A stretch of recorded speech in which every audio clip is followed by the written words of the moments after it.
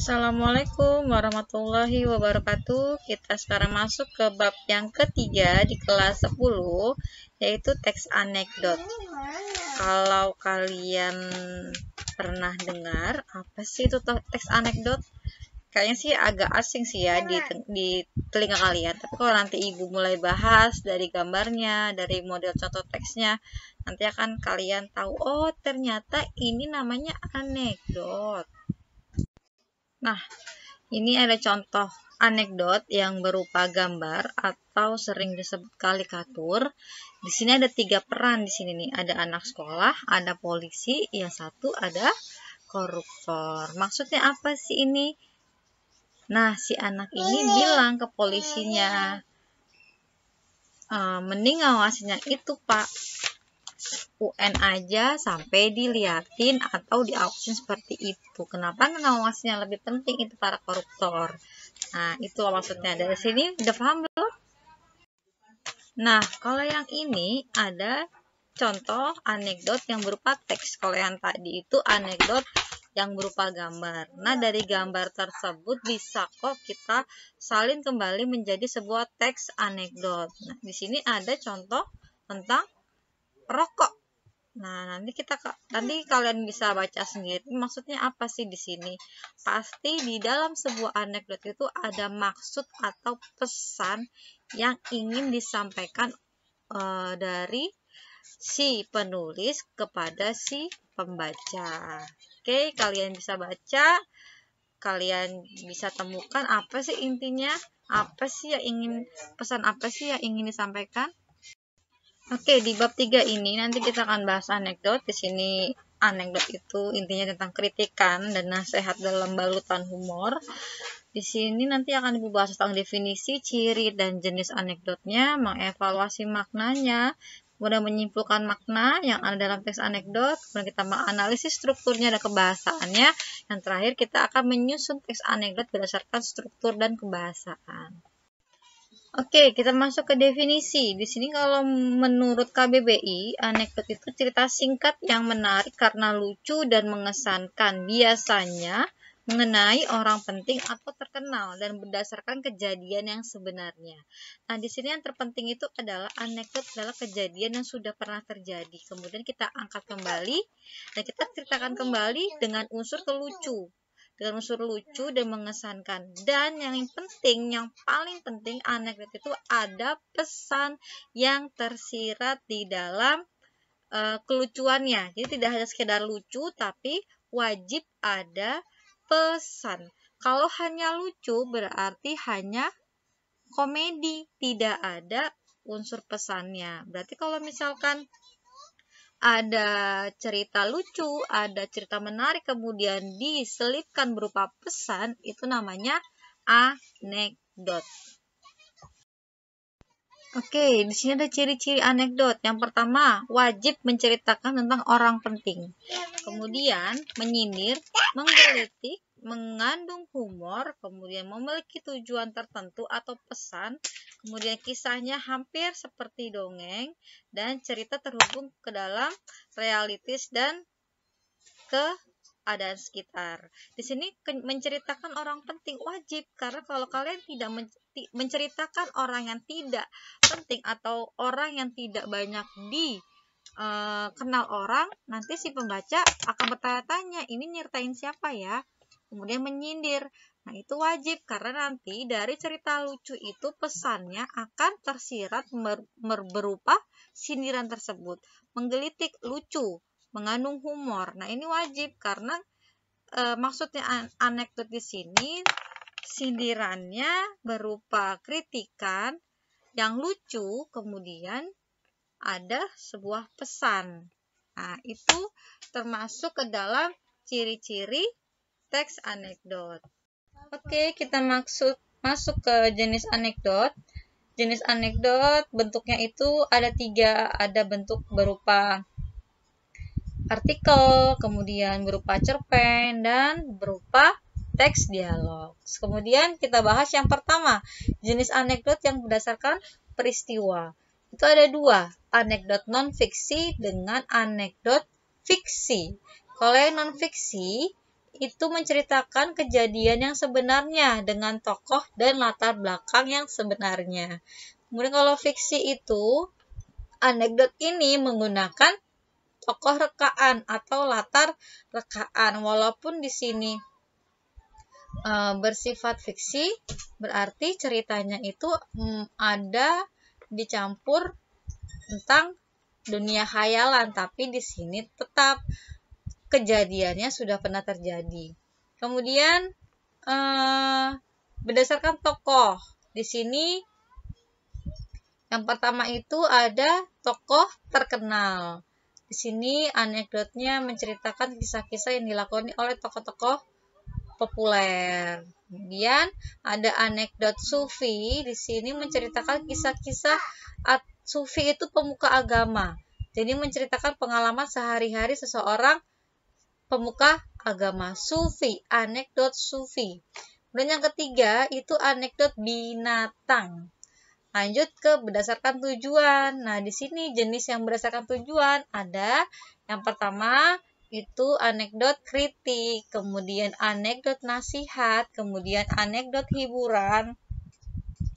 Nah, itu termasuk ke dalam jenis-jenis teks anekdot.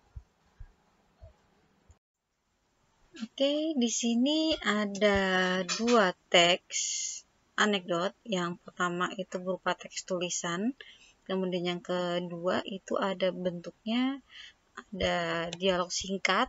Jadi di sini ada disertakan oleh gambar atau disebut juga sebagai karikatur. Di sini Ibu pengen kalian bisa menentukan ada teks 1, ada teks 2. Teks yang pertama itu kira-kira teks anekdot itu berbentuk apa? Tadi kan sudah Ibu jelaskan di slide sebelumnya. Ada bentuk anekdot itu ada tulisan dan ada lisan. Nah, kalian bisa pilih termasuk yang mana. Kemudian berikan alasannya kenapa kamu milih, oh ini kayaknya lisan deh. Nah, itu kalian sertakan alasannya. Kemudian peristiwanya ini apa ini? Fiksi atau non-fiksi? Nah, kalian sertakan alasannya juga. Nah, kemudian kalian yang selanjutnya itu berdasarkan tokoh. Nah, tokohnya ini tokoh apa? Ada orang terkenal, ada sufi, dan ada binatang. Kemudian selanjutnya tujuannya apa nih? Tujuannya ada kritik, ada nasihat, dan ada hiburan. Kalian tentukan semuanya teks 1 dan teks 2. Teks 2 di sini walaupun hanya berbentuk karikatur, setidaknya kalian bisa paham maksudnya apa di gambar tersebut. Oke, kita lanjut. Bagaimana mengidentifikasi makna tersirat anekdot? Yang pertama, tentunya kita membaca teks anekdot dengan seksama. Kemudian yang kedua, kita menganalisis pesannya apa sih, kritikannya apa, nasihatnya apa. Kemudian yang ketiga, menyimpulkan makna tersirat berupa pesan, kritik, ataupun nasihat dari cerita. Oke, kita masuk ke struktur teks anekdot. Yang pertama itu ada abstraksi. Di sini abstraksi menjadi struktur teks humor paling awal yang ada di dalam sebuah teks anekdot. Jadi di sini menggambarkan mengenai teks yang akan kalian bawakan. Contoh misalkan kalian ingin membuat teks anekdot tentang undang-undang yang akan dibuat, tentang undang-undang baru yang akan dibuat. Nah, kalian berarti di abstraksi ini memberitahu kalau apa sih itu undang-undang. Jadi baru memberikan gambaran awal yang ingin kalian ceritakan. Kemudian orientasi. Di sini orientasi adalah awal kejadian pada cerita. Jadi kalian ini adalah menjadi cerita awal. Apa sih yang ingin kalian angkat? Yang tadi kalau abstraksi kalian menggambarkan definisi yang akan kalian ceritakan. Nah, kemudian di orientasi ini kalian cerita awalnya. Nah, lanjut ke krisis. Krisis ini bagian yang menjelaskan mengenai pokok masalah utama dengan unik atau bahkan terjadi pada penulisannya sendiri. Oke, di sini krisis ini sudah ada permasalahan yang kalian angkat. Nah, permasalahan itu nanti kalian tulis ada unsur lucunya atau mungkin ada unik-uniknya. Nah, ini mulai di krisis. Kemudian reaksi. Reaksi ini bagian yang akan melengkapi berupa penyelesaian masalah dengan cara-cara yang unik dan berbeda. Nah, reaksi ini jawaban dari krisis. Jadi tadi masalahnya apa dijawab di reaksi. Koda. Koda itu sama halnya dengan penutup. Nah, bagian struktur teks anekdot yang terakhir ini bisa kalian kemas dalam bentuk kesimpulan atau pesan-pesan yang ingin kalian sampaikan tuh boleh kalian sertakan di koda, atau kalau misalkan kalian tidak ingin menyertakan pesannya juga boleh, yang penting di bagian koda ini ada penutup. Oke, di sini Ibu pengen kalian bisa menentukan struktur teks anekdotnya. Di sini sebelah kiri itu sudah Ibu berikan contohnya seperti apa. Jadi abstraksi yang ini, orientasi yang ini, krisis yang ini, reaksi yang ini, yang koda yang ini. Nah, yang di contoh teks berikutnya yang judulnya rokok, Ibu pengen kalian buat seperti yang sebelahnya. Kalian tentukan mana abstraksinya, mana orientasinya, mana krisis, mana reaksi, dan mana koda. Oke, sekarang kita masuk ke kebahasan anekdot. Yang pertama menggunakan kalimat retoris atau retorik. Di sini kalimat yang tidak memerlukan jawaban. Contoh misalkan, kamu mau nggak naik kelas? Nah, tanpa si anak itu menjawab, kita udah tahu jawabannya. Kalau anak ini jelas mau naik kelas. Kemudian menggunakan konjungsi waktu. Konjungsi itu apa? Kata hubung. Ya, kemudian menggunakan kalimat tanya, kemudian menggunakan kalimat imperatif. Imperatif di sini adalah menggunakan kalimat perintah. Kemudian menggunakan kalimat seru.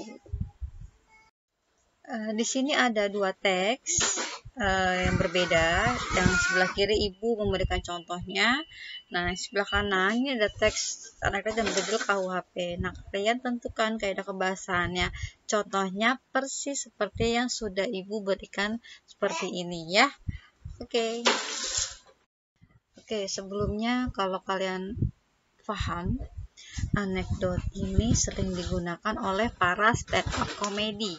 Jadi para stand up komedi itu sebelum mereka men-stand up-kan komedinya tersebut yang diberikan sebuah pesan, itu mereka itu menyusun teks anekdot terlebih dahulu, karena setiap stand up komedi itu pasti memberikan sebuah pesan dan itu dikemas humoris. Nah, ini loh anekdot. Nah, kalau kalian ingin membuat sebuah anekdot, membuat teks anekdot, itu yang pertama kalian mengamati lingkungan sekitar. Kalian amati lingkungan sekitar kalian, ada nggak sih kira-kira kejadian yang bisa kalian ambil. Kemudian yang kedua, menentukan tema anekdot yang ingin kalian buat. Yang ketiga, menentukan sesuatu yang ingin kalian kritik dari kejadian yang kalian ambil. Itu kalian tentukan yang kalian kritik itu apa. Yang keempat, nah kalian selipkan humor-humor. Kemudian yang kelima, membuat narasi anekdot dari awal sampai akhir.